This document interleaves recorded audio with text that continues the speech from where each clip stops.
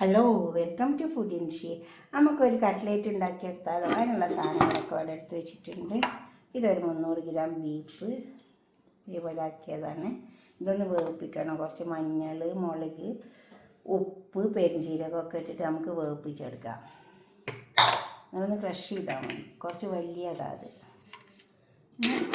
ഉരുളക്കിഴങ്ങ് വേവിപ്പിച്ച് വെച്ചത്, 2 വലിയ സവാള ചെറുതാക്കി അരിഞ്ഞെടുത്തിട്ടുണ്ട്. ഇതും 1 കിലോ ഉരുളക്കിഴങ്ങുണ്ട്. കുറച്ച് മല്ലിയില. നമുക്ക് ആദ്യം ഇറച്ചൊന്ന് വേവിപ്പിച്ചെടുക്കാം.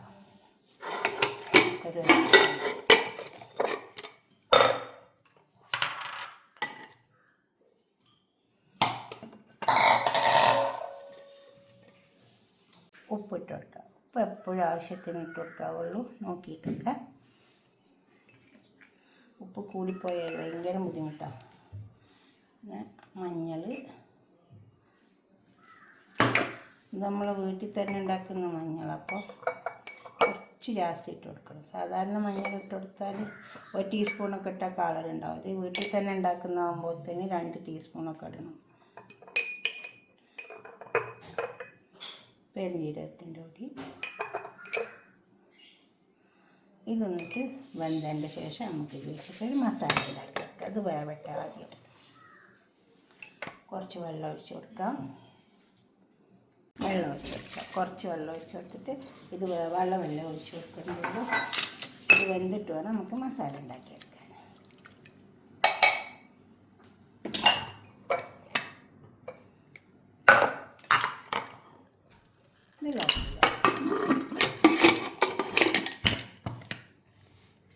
ഇത് വേവട്ടെ.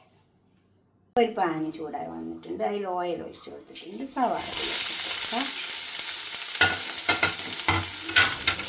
സവാള അധികം മൂപ്പിൻ്റെ ആവശ്യമില്ല കട്ട്ലേറ്റിന്. ഒന്ന് കളറ് മാറി മതി. പിന്നെ കുറച്ച് ഇഞ്ചി, വെളുത്തുള്ളി. ഇതെന്തായാലും പച്ചമണം പോകണം. പിന്നെ മല്ലിയില, പച്ചമുളക് ചെറുതാക്കി അരിഞ്ഞതാണ്. ഇതൊക്കെ പാട് ചെയ്തിരുന്നിട്ടാണ് ഇതിൻ്റെ പച്ചമണമൊക്കെ ഒന്ന് കഴിച്ചോട്ടെ.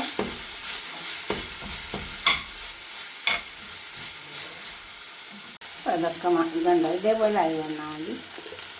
അധികം ഇങ്ങനെ മൂത്ത് വരേണ്ട ആവശ്യമൊന്നുമില്ല. കുറച്ച് ഗരം മസാല കൊടുക്കാം. ചെറിയ സവാള ആവേണ്ടുള്ളൂ. കുറച്ച് ഉപ്പിട്ട് വെക്കാം. ഇറച്ചി വേവിപ്പിക്കുമ്പോൾ ഒക്കെ ഉപ്പിട്ടതാണ്. ഉരുളക്കിഴങ്ങാണ് ഉപ്പ് ആവശ്യമില്ല. ഉരുളക്കിഴങ്ങ് വെക്കാം.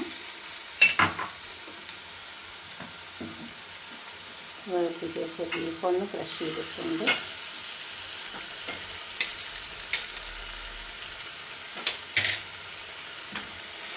ഇതൊക്കെ നന്നായി ചേർക്കാം.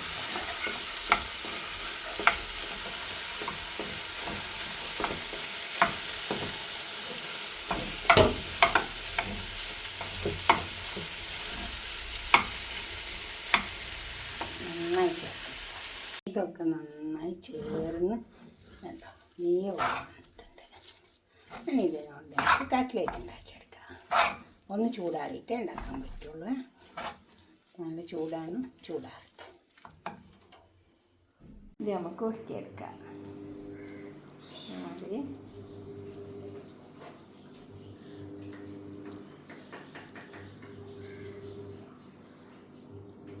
കൈമ കുറച്ച് എണ്ണ പരത്തിയാൽ മതി. നമുക്ക് ചെറിയ ഇതാക്കിയിട്ട് ഉരുട്ടിയെടുത്താൽ മതി. നന്നായി ചേർത്തെടുക്കണം.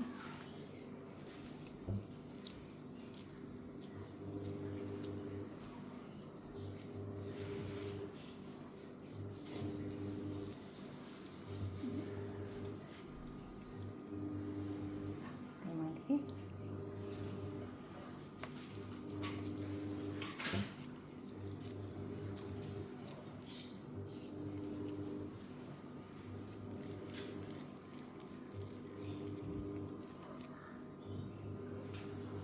ചെറുതാക്കി ഊറ്റിയെടുത്താൽ മതി. മുഴുവൻ ഇതേപോലെ ഊറ്റിയെടുക്കാം. നമ്മളെ കട്ട്ലേറ്റൊക്കെ ഉണ്ടാക്കിയെടുത്തിട്ടുണ്ട്. ഇത് 15 എണ്ണം ഉണ്ടാക്കിയെടുത്തിട്ടുണ്ട്. പിന്നെ 2 കോഴിമുട്ട. ഇതിലേക്ക് നമുക്ക് കുറച്ച് കുരുമുളക് ഇട്ട് കൊടുക്കാം.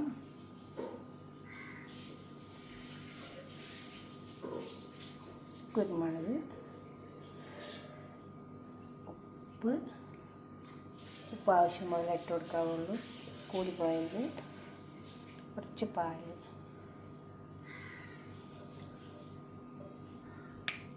ഇത് നന്നായി അടിച്ചെടുക്കുക.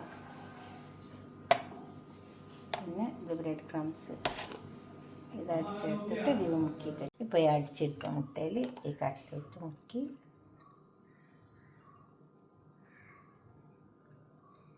നന്നായി ഡിപ്പ് ചെയ്ത് കൊടുക്കണം. ഇത് കോട്ട് ചെയ്ത് കൊടുക്കുക. ബ്രെഡ് ക്രംസിൽ കോട്ട് ചെയ്താൽ മതി. നന്നായി ക്രോസ് ചെയ്യണം.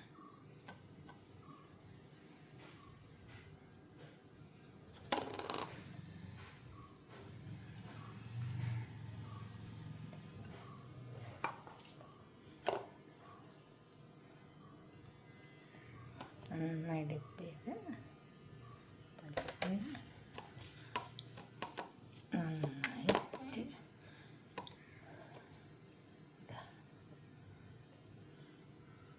നന്നായി കോട്ട് ചെയ്ത് കൊടുക്കുക.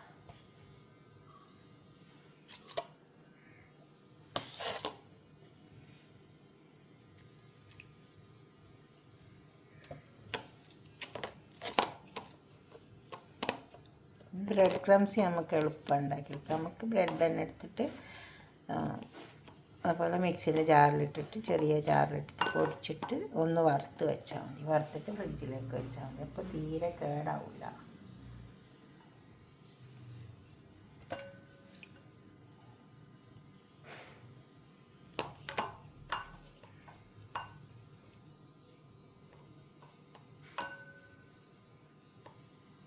അതുപോലെ നമുക്കെല്ലാം മുക്കിയെടുക്കാം. എന്നിട്ട് പൊരിച്ചെടുക്കാം. നമുക്ക് കട്ട്ലേറ്റ് പൊരിച്ചെടുക്കാം. ഇതേപോലെ ചൂടാകുന്നത്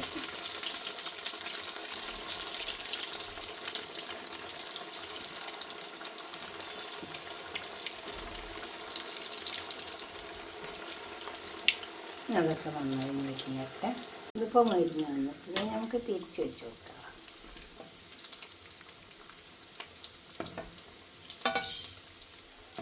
ഇതേപോലെ എല്ലാം തിരിച്ച് വെച്ച് കൊടുത്താൽ ചെയ്യുമെങ്കിൽ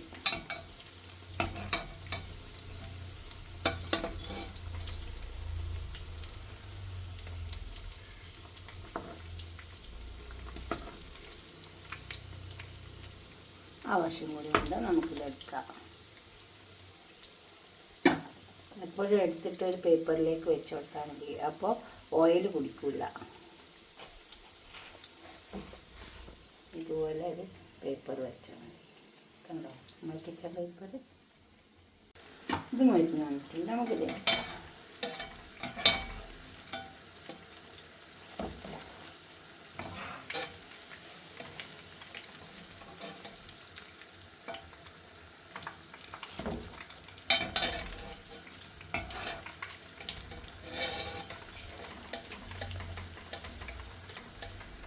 എല്ലാം എടുത്തിട്ട് ഒരു പാത്രത്തേക്ക് സെർവ് ചെയ്യാം.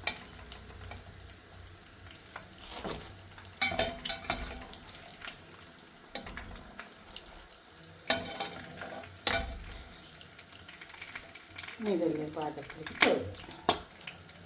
നമ്മൾ കട്ട്ലേറ്റോടെ പൊടിഞ്ഞ് വെച്ചിട്ടുണ്ട്.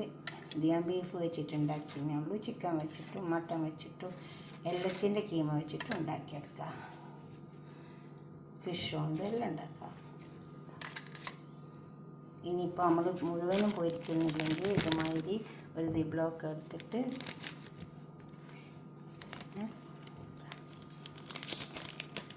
അതുപോലെ പാക്ക് ചെയ്തിട്ട് അവിടെ വെച്ച് വെച്ചാൽ മതി. ഫ്രീസറിലേക്ക് വെച്ചേക്കണം.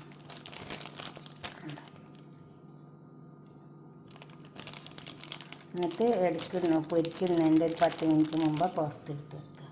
അപ്പോൾ ഐസെല്ലാം പോകും. അത് നല്ലതാണ്. മാതിരി ലോക്ക് ചെയ്തിട്ട് അവിടെ ഫ്രീസറിലേക്ക് വെച്ചാൽ മതി. മുഴുവൻ പൊരിക്കുന്നില്ലെങ്കിൽ പിന്നെ എപ്പോഴെങ്കിലും പൊരിച്ചാൽ മതി. അപ്പം ഞാൻ ഇതേമാതിരി മോളിൽ ഉന്നക്കായ ഉണ്ടാക്കിയിട്ട് നോമ്പ് 1, 2 ആകുമ്പോൾ ഉണ്ടാക്കി വെച്ച ഉന്നക്കായ അത് ഞാൻ ഫ്രീസറിലേക്ക് വെച്ചതായിരുന്നു. ഇപ്പോൾ പൊരിച്ചെടുത്തപ്പോൾ അത് ഇന്നിപ്പോൾ 10-17 ദിവസമായി. കണ്ടോ? ഇതുപോലെ ചെയ്താൽ മതി.